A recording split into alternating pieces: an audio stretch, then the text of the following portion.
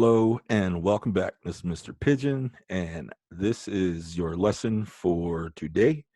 This lesson is going to be on rhetorical modes, and we're going to do a short activity on text structure and a text structure identification. Okay, so pay attention. You can take notes, but not completely necessary. What I'm going to do with this each day, I'm going to record the first portion. That's what we're doing right now. So technically, what I'm doing right now is hosting a meeting, which for me, I want to do daily and hold like a classroom meeting. So what eventually I'm going to do is I'm going to hold a meeting for each class. Okay. So it's going to be like a class for each day. Eventually, what I'd like to do is host at least a session, a longer session for you for each class period to go over whatever learning or whatever learning that's specific to you in your classes, because each class is different. Each class we all go over a different standard each day, each week, and um, the material that I present goes along with that. So we will continue to use Edmodo first as a jumping off point. So if you don't have Edmodo at home, you still can participate by watching these videos and also doing your work along with the video and sending in your work physically, though, that manual document. Another option at home that I've heard thrown around out there is maybe taking a picture of the actual paper and sending it, which you could do that with me as well. And I'll provide you with a point of contact for all that. So just keep paying attention to the website, keep paying attention to what we're doing here on YouTube. And what I'm going to eventually do is set up these meeting sites for us daily. And that way, everybody can participate within the classroom. So, my goal is to actually hold a class online, like right now. The problem right now that I'm having is I'm the only one on here. And so I'm just recording and giving you a lesson by myself. Now, you could actually be live with me and then we'll record it. The only person that's going to be on film, though, will be this guy right here. Okay, so I'm not going to embarrass you. I know how a lot of you, when you're using the Chromebooks in the school, you don't like the cameras anyway. So I get it. We've already talked about it. And even my own kids right now in the other room over there, because I'm at home, and they have to do some distance learning as well. And they really, really, really don't like being on camera as well. So I'm not going to make you do that. But I know what you all look like anyway. I've seen you, I know you. So you don't have to feel uncomfortable. As you know, I'm not judgmental or anything like that. So you can follow along in class. And if you have questions, like many of you do in class, you can ask live. The only thing that I'm going to do is set up a few protocols. And what I mean by that is I want to have some rules or norms. And I know within the classroom at SLA, we have a lot of fun. And I love it. On here, not that we can't have fun, but if everybody starts talking all at the same time, I won't be able to hear anything. Because what happens on this website is it'll like knock everyone's audio off at the same time and we'll not be able to hear anybody. So that's kind of messes things up for us. So what we're going to have to do is just be on our best behavior within the classroom, especially if we get online. And I got to be on my best behavior too, because I'm putting this online for everybody in the world to see. So I got to be having on my best behavior. So toodles, toodaloo. I don't know what that means. I just said it. But let's get to it. All right. Lesson time. Mr. Pigeon came here to teach. You came here to learn. So let's all do what we came to do. All right. First things first, I'm going to set you up right here and I'm going to share with you my screen. And you all should be seeing that right now. And I'm going over rhetorical modes. Okay. Rhetorical modes, um, we have talked about, but I haven't put it in this definition before. Okay. So what are they? Well, they're different ways of writing. All right. It's a way of writing. So on the screen, it says method of writing. That's a way of writing. Okay. Now you can use these modes, okay, in your writing to make it more effective. In my opinion, make it better. So when you know about these things, it's better for you. It makes you as a writer stronger, okay? And you want your writing to be stronger because your writing, when it's stronger, gets your point across, okay? And right now, um, there are many uses of writing, okay, especially in times where you're not able to see face to face like maybe we would be right now. I'm on camera, you could be on camera, we could be looking at each other and talking to each other. This is 2020. We have a lot of technology, but back in the day, the technology was a pen. Nowadays, pens are like this. They don't even have ink or anything in them. This is a stylus that I'm going to use to and make class fun. But this was the technology back in the day. This is how you got in the DMs back in the day. You had to write a note and said, "Dear so and so, your face is as lovely as," and whatnot. Right? You had a different way of going about this. So you had to know your modes. Okay, you had to know how to write because you wanted to be able to get your point across. Now, these things, though, they start coming kind of hand in hand as well. So if you're trying to say something or get a point across, usually and often there's a good way to go about doing it. Okay. So, for example, rarely you'll find just a process analysis paper without a little bit of definition and description, at least a little bit of definition description. Those aren't always like the most fun things to read, but um, you're going to need that if you're analyzing something. You have to know what it is, right, in order to talk about it. That goes hand in hand. So a lot of times when you're doing these things, you're gonna need to know, you're going to need to use some of these modes. What are they? Well, let me just say what they are first. There's illustration, description, narration, definition, comparison, contrast. A lot of these you might know already. Cause and effect, division classification, argumentation, process analysis. That was the last one I mentioned before going into this screen where I was talking about description, etc., that you would probably use in that. Anyway, let's keep going. Illustration. What is it? Well, we know about illustrators and what they do. They like kind of draw a picture to get a point across. But in writing, it explains a general statement by means of one or more specific examples. Okay. Examples are specific cases, or to me, like a general statement or story to illustrate a point. All right. Like if you're going to say, like, oh, people are crazy, you have to give specific examples of people being crazy. You're not going to say people are crazy and then talk about dogs and cats. You'd probably talk about people being crazy and maybe group behavior or some Jodi Arias case study or something like that. She murdered someone in Phoenix, by the way. Let's move on. Description. Describing something, person, place, or an object. And I'm saying it kind of boring because captures its words. All right. So you describe something and not just how you see. Because sometimes we just say it looks like this, but describing also is taste, smell, hearing, touching. All right. Narration. And a narration is important. We often have a narrator in a story, right? That's very important.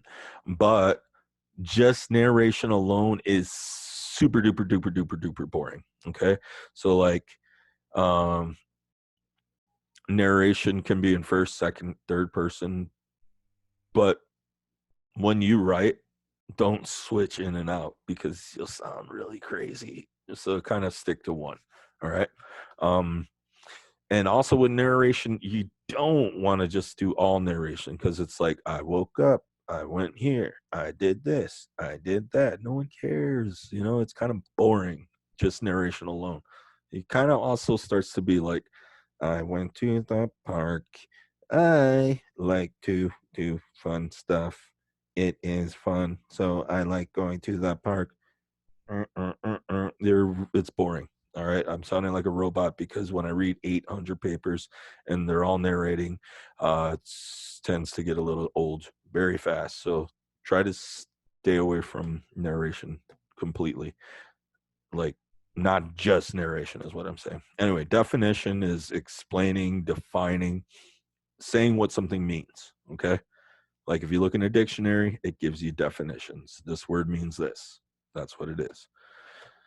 Comparing and contrasts. Feel free, if you feel like I'm going way too fast in these, I'm actually going to put up the document on Edmodo so you can look at this yourself.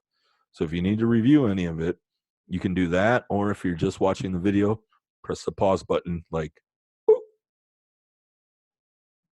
and then read along, right? And I'll be like this.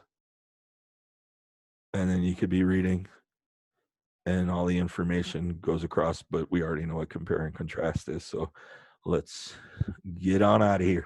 Cause and effect. This one is a little bit similar, but one thing leading to another. Okay. Right now, if you look at the news and look at what's going on in the world, you'll see this one, cause and effect, in a lot of papers and articles that are out there right now. Division, classification. When you classify things or you divide them up into little categories so that people can understand them. For instance, a sport can be broken down into baseball, football, basketball, et cetera, et cetera. And you could start making different categories. Where it's from, who invented it, where is it played, popularity, etc. Argumentation. SLA students, you guys are masters of argumentation, also known as persuasion. It involves the development of the writer's own argument, how you make a point, or how do you get what you want, or something like that. All right. Or how do you get your point across, right? A lot of times we talk about with this, or we've talked about this with ethos, pathos, and logos as well. So again, hit pause whenever you feel the need. All right. If you want to read it a little bit more, I know you can read. So I don't want to just read these things to you and bore you to death, because I want to be entertaining to you as well. But I'm at home, I'm recording. It's going to be on the internet for everyone to see. So I have to be on my best behavior, but I'm still going to try to be interesting. Okay, let's go. Process analysis describes how to do something, how a particular event occurs or something works. All right. So instructions are very similar to process analysis, which is different than I'm sorry, process analysis. Sorry, that's Mr. Pigeon error right there. That is exactly what it is. So instructions are similar. So process analysis and instructions are kind of similar, but not the same. Okay. Process analysis is kind of how you would look at something, how it happens. Okay. Why it happens, how something occurs, and you would describe that. All right. And define what that is. Okay.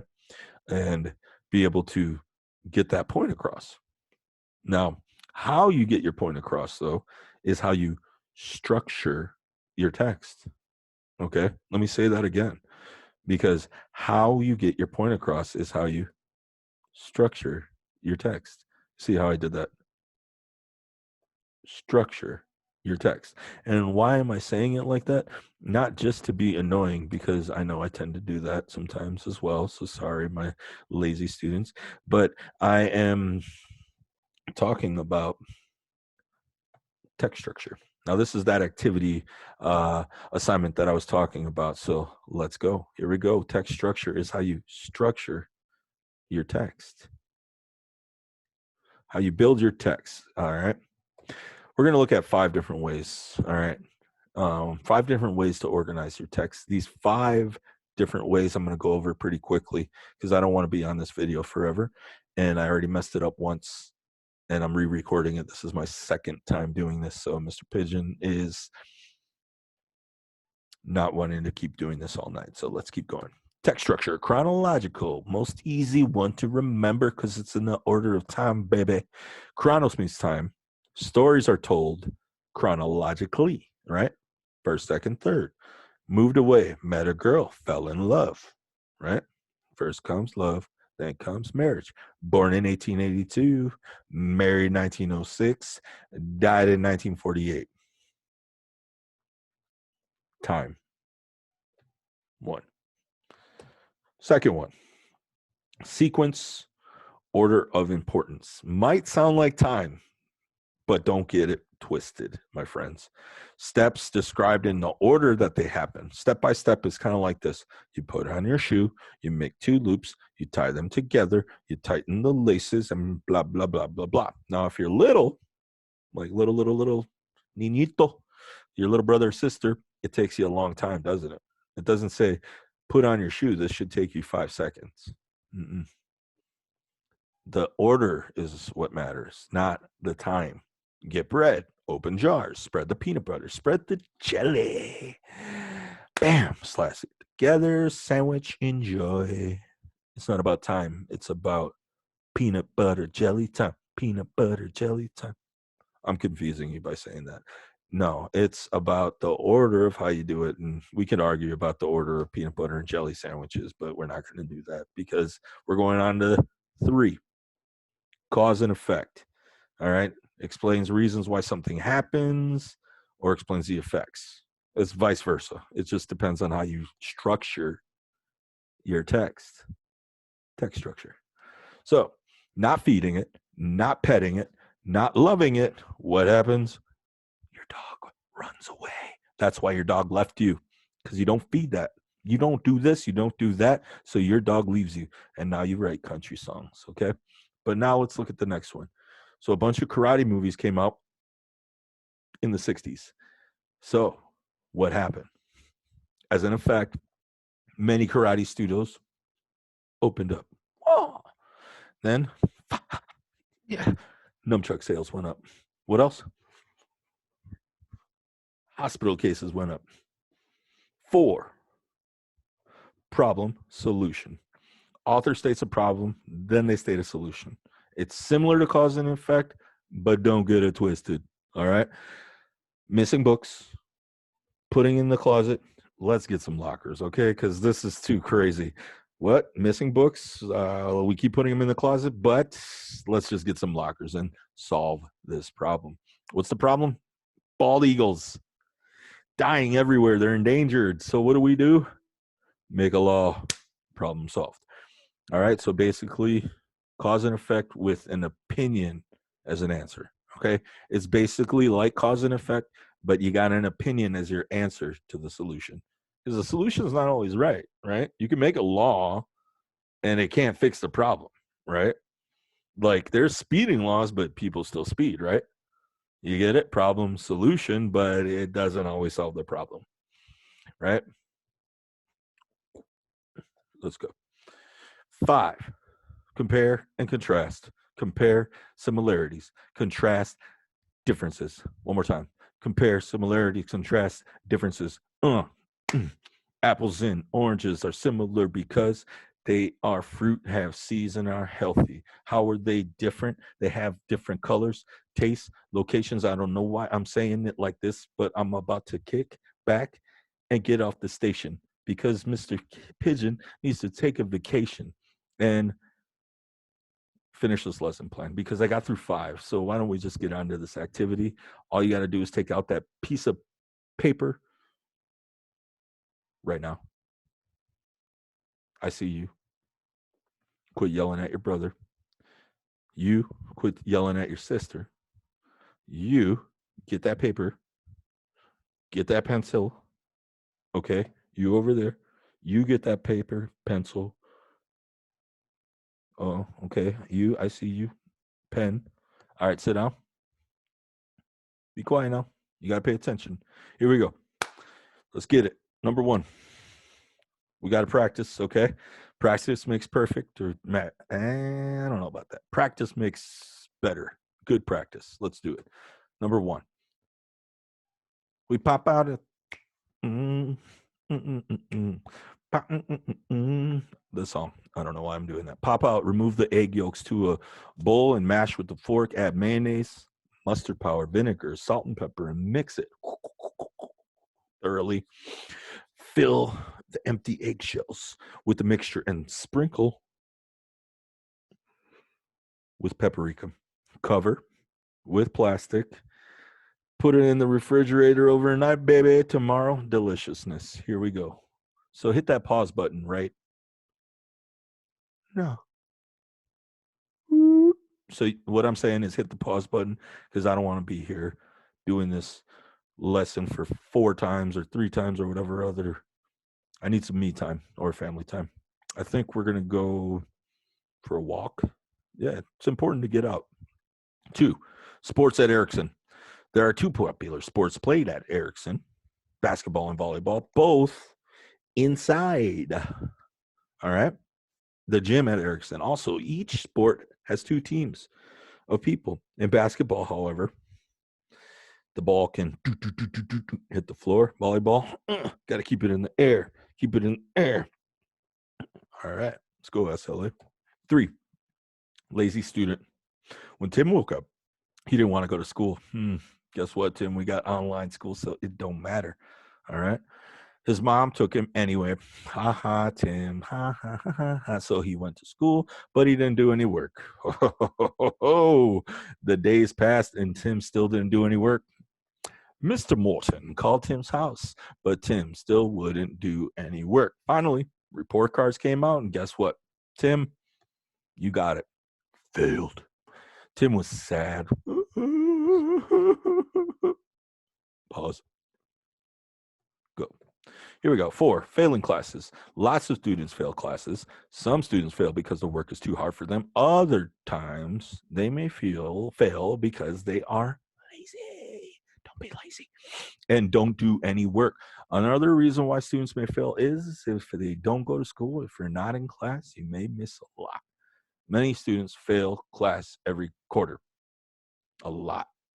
How many classes you missed? A lot. How many grades you failing? A lot. How many times I told you this? A lot.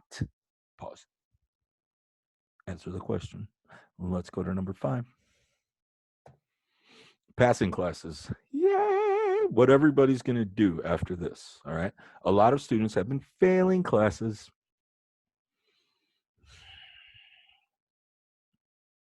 Teacher teardrop. Right there. Teacher teardrop. These students wouldn't be failing classes if they studied more, asked questions, tried harder, came in for extra help, or were Mr. Pidgeon students. Even though a lot of students fail classes, they have many options if they want to pass, like Saturday school. What else? Edmodo.com. What else? Do your work on time, etc., etc. Let's go to number 6. Gail Devers. Devers experienced the highlight of any sprinter's career as she stood on the huge platform and received the Olympic gold medal. 18 months earlier, she wasn't thinking about running. She was hoping that she would be able to walk again. Just 4 years earlier, in the summer of 1998, as Gail Devers was training for the Olympics Games, true story, to be held in Seoul, South Korea, she began to feel very tired all the time and failed to make the Olympic finals. My goodness. Hit pause. Answer the question. Let's go on. 7.